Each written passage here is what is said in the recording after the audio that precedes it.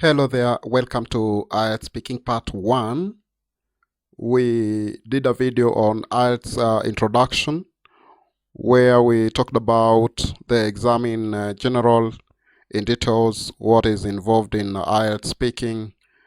But today we want to go into a specific detail and talk about IELTS Speaking Part 1, because as you know, IELTS is divided into three main parts that are examinable.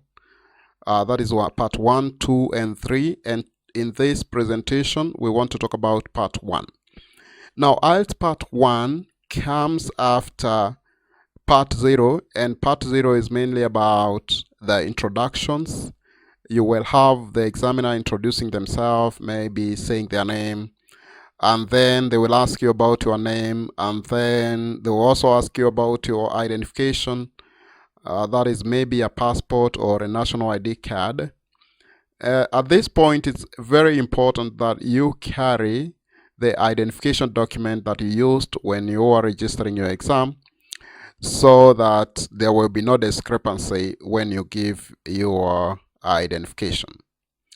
Now, in this presentation, we are going to talk about the structure of part 1, type of questions. We are going to look at the type of questions you're likely to be asked, and then we will look at examples, and lastly, after looking at examples and looking at how exactly you're supposed to answer questions in part 1, we will be looking at the tips so that you can be armed enough when you're going to do that exam.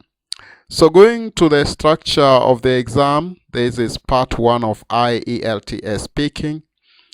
And this part of the exam takes about 4 to 5 minutes of your time. Remember, the entire exam in speaking takes between 11 to 14 minutes. So this part takes just 4 to 5 minutes. Now, regarding the type of questions you are going to be asked, the examiner will be asking you questions about your background. And we are asking you questions about your background. This means it's anything concerning the background. The good thing with the examiners with IELTS is that they cannot ask you specific questions, say on a topic that you may not be knowing, because they ask questions regarding everyday issues that every person deals with. For example, they can ask questions about clothing. So if they ask you questions about clothing, they may ask you the kind of clothes you like wearing, how often do you go shopping, where do you do your shopping. I mean, a question about clothing, any person on earth, regardless of where they live, they deal with clothing. They can ask you a question about housing, like what kind of housing do you like living in? That means whether you like living in an apartment or a standalone house. This again is a general question because any person in the world deals with housing. I mean, deals with shelter. Again, they can ask you a question about food. They can ask you whether you like fast food, your perception about fast foods, the kind of meals you like, whether you take 3 meals a day or 2 meals a day. They can ask questions about anything, but they limit themselves to issues that are general to any person. That means they cannot go to specific issues which are specific maybe to a particular person or a particular profession. For example, they may not ask you about an engineering question. If they have to ask you about an engineering question, they ask a general question that every person should be knowing. When they ask about a technology question, they ask about a general issue like the internet, because almost everyone uses the internet. So it is very important that you familiarize with some of these questions and the kind of questions they ask about background. They can also ask you where you live, I mean who you live with, and such kind of questions which are very general and anyone can know about them. So because of that, it is very, very important that you be armed with some answers relating to such kind of issues about your background, because when you know how to answer, that means you'll be able to scoop all the marks for this section. And I'm going to give you show you examples of how you are supposed to answer these questions, because IELTS is not about general conversation. It's not just about ordinary conversations. is about a formal conversation that is structured. So I'm going to show you how to structure your conversation so that how to structure your answers so that you can scoop all the marks that are needed in IELTS speaking part 1. Now, you will be given a chance to introduce yourself, and when you are introducing yourself, you are supposed to be calm and relaxed. You are not supposed to be shaking because you don't want to show the examiner that you are anxious. Remember, this is an exam that you have been preparing for, and you are now watching this video because you're preparing and you want to be prepared enough. So when you are calm and relaxed, it helps you to craft or to draft answers in the manner that will enable you to remember ideas well, so that again, you don't forget what you are supposed to say. So again, when you are calm and composed, it means also that you will not forget your ideas, and also you will craft your ideas in a better way. So it is also important that you remain simple and accurate and fluent, because this is a speaking exam. If you are not fluent enough, it means that the examiner may not understand what you are saying. If you're pronouncing words in such a way that the examiner does not understand them, you will lose marks. If you are not accurate in the manner in which you construct your sentences, then you lose marks. And if you're using complicated language, which is not understandable to you or may not be understandable to the examiner, suppose you're using very complex words, which even yourself do not understand what they mean, then you're going to lose marks for that. So we advise that you remain simple, accurate, and fluent, because this is very, very important to ensure that you garner all the marks. Now, you can ask yourself a rhetorical question, and this is the question that, can the examiner enjoy listening to me? So even as you're seated in that desk answering the questions you're being asked, you ask yourself whether indeed you think the examiner can enjoy listening to what you're talking about. Because if your stories are not interesting, they are kind of boring, your conversation is kind of boring because of the hesitations, repetitions that it has, and mistakes in pronunciation, then the examiner may not be enjoying what you're saying. But if you're fluent enough, you are giving very clear sentences, your stories are flowing well, you have a logical flow of information, then the examiner may be interested in listening to what you are talking about. Now, looking at part 1 topics, they can ask you who you are, your interest, your past dates, your home, family, jobs, and such. And I've expounded them above, so I'm not going to repeat them here. So this one, I've just noted it here so that it's not forgotten in this presentation. So at this point, before we look at some tips for IELTS speaking, it's very important that we look at some examples and how they are answered, so that you can have a gist of how you are going to be answering questions in IELTS speaking part 1. Now, this is the question: do you like dancing? That's a good question. Now, the person answered like this: I am not a fan of dancing, but I admire others dance, especially slim people who dance excellently. My spouse is that type, and she excites me a lot when she dances for me. Now, that's a good answer, and there are some things I need you to note from this answer. If we were talking about ordinary conversation, the question would be, do you like dancing? And the answer would be, yes, I do. Full stop. That's the end of the conversation in ordinary conversation.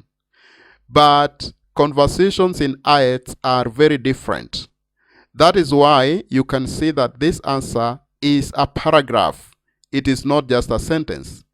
And the answer has 2 very extrapolated sentences. And actually, if you look at this first sentence, it is a compound sentence. It is a complex sentence because it has two parts.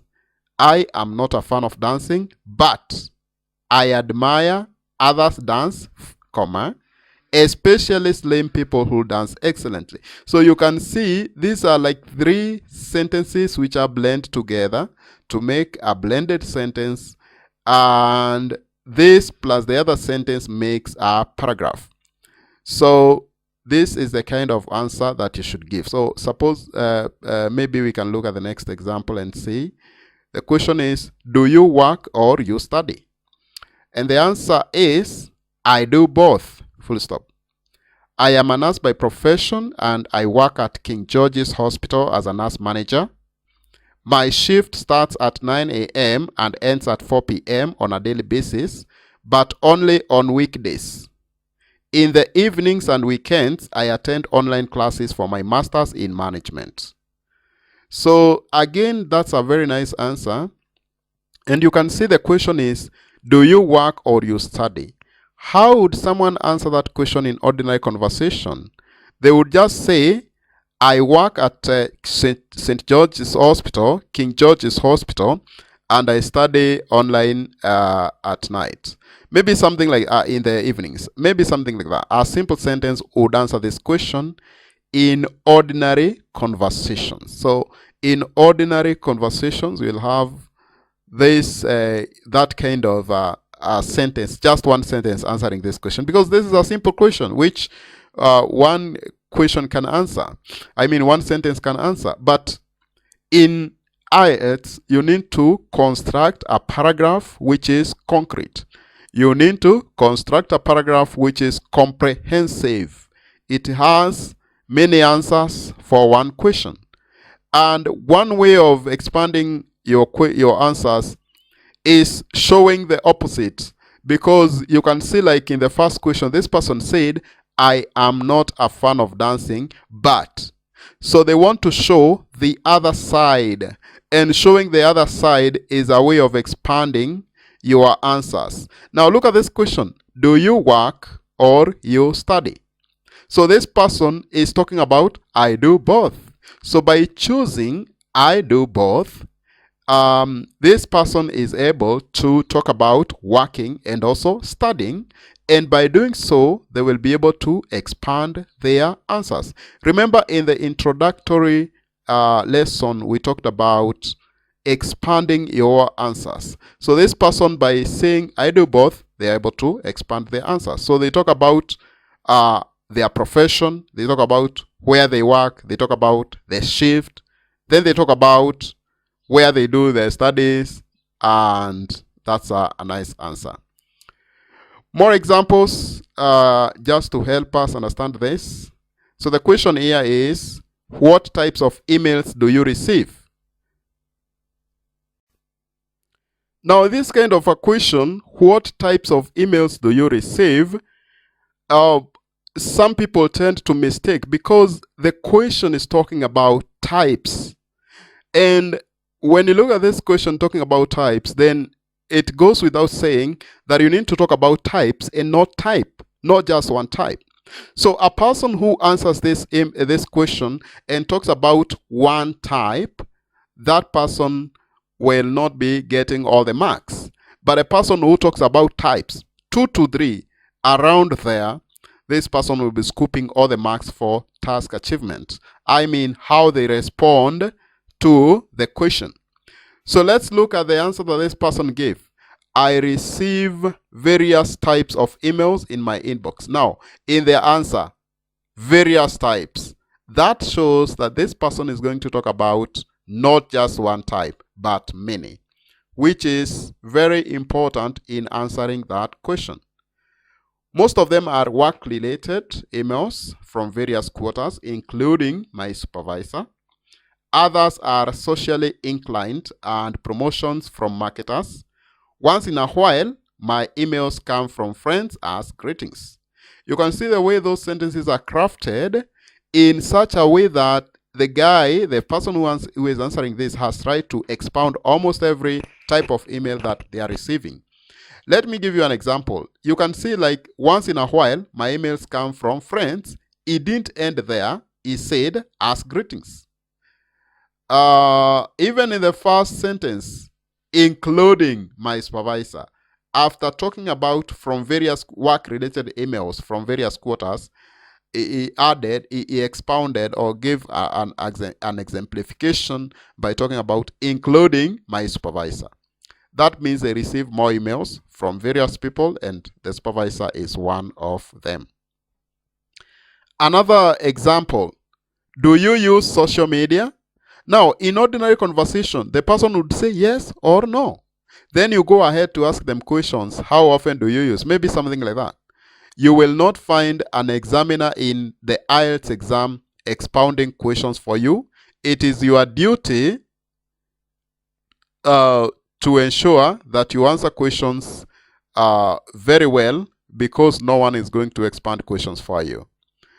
So that is why we are giving you these examples, because it is very, very important that you expound them and expand them at the beginning. So let's look at this example. Do you use social media? No one today can choose to ignore social media. I like using Facebook to get acquainted with news both locally and internationally. Twitter helps me to understand the trending issues, while Instagram helps me to market my products and make online sales. I am not a fan of WhatsApp because of the tendency to waste a lot of time. All right, that's a good answer, and I do like it. If you look at that answer, you can see that it is a comprehensive paragraph, and that is what is needed. Now, let's look at tips for speaking part 1, because these are very important to help us to answer questions in IELTS. Now, the first thing is that when you're seated in that desk, you need to be very confident, and you wear a smile, and you look at the examiner to the eye. This is extremely important because you need to maintain an eye contact throughout the exam. Some examiners may offer you a hand to shake or to greet you by the hand, and that is okay. You can greet them by the hand, and you shake their hand firmly, by the way. This may not happen during the coronavirus pandemic, but it was happening before the pandemic. So since quite a number of people are going back to their norms before the pandemic, you may not be surprised then to see an examiner greeting you, and it will be okay. So you just shake their hand. Just make sure you shake their hand. It's okay. Now, when you are giving your answers, you need to expand them with about 3 sentences. This is very, very important. That's why we said your answers should not be a sentence. They should be a paragraph, and a paragraph has more than one sentence. And just to take you back to the examples, you can see that those examples are paragraphs, the answers are paragraphs, and that is what we are talking about. Talk freely about anything asked. This means that you should not leave any question unanswered. Try to answer every question. Well, later in the latter lessons, we'll be talking about what to do when you find that a question is very difficult for you. You must have practiced better before the exam. Of course, you cannot go to this exam having not practiced. And that is now the importance of having a training partner or a trainer in that case, because you need to practice how to answer questions. If you go to YouTube and look at various questions, how they are answered, you watch YouTube videos called IELTS Speaking IELTS Speaking Band 9, without practicing, you are not going to master what is needed. And that is what we are emphasizing. So what we are emphasizing is that even if you do not have a trainer, you can get a friend of yours who can be asking questions. But the disadvantage of that is that the friend of yours may not be knowing what to look for while examining you. That is the marking scheme. And we are going to talk about the marking scheme in a later video. So it is very important, again, you be knowing what the person is looking for, what the examiner is looking for when you are speaking, and where do you lose marks, or how do you lose marks in the IELTS speaking exam. You must have practiced before. We have talked about. Don't show nervousness. Limit your moves. Do not be shy.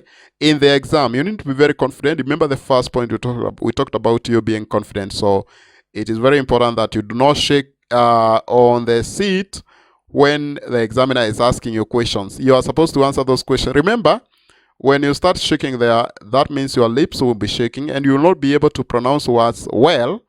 And pronunciation is an aspect of the marking scheme. You are supposed to pronounce words very well so that any person who uses English can be able to speak to you, understand them, and you can speak to them and you understand them and they understand you. Don't cut short your interview with short answers. Remember, this exam should take between 11 to 14 minutes. So the moment you give shortened answers, you are going to end your exam. You're going to cut short your exam. So it is very, very important. So to just summarize what we have said is that you need to expand your answers. If you look at those examples, you can see that they are very well expanded. And you need to be confident. You need to look at the examiner. You need to maintain an eye contact. And you need to make it a conversation. It is very, very important because this is a formal conversation, but you must remember that it is not ordinary conversation. That is why your answers should be very well crafted and they should be formal. And when you do that, there is no doubt that you are going to pass your exam. Now remember, this presentation is brought to you courtesy of Passcode Global Consultants. We do teach IELTS alongside other services. So if you are having problems or challenges with IELTS, you just need to contact us. Even on the comments, and we are going to get back to you and we'll be able to help you. So until we meet in the next video, thank you very much for watching. Remember to subscribe and share. Thank you.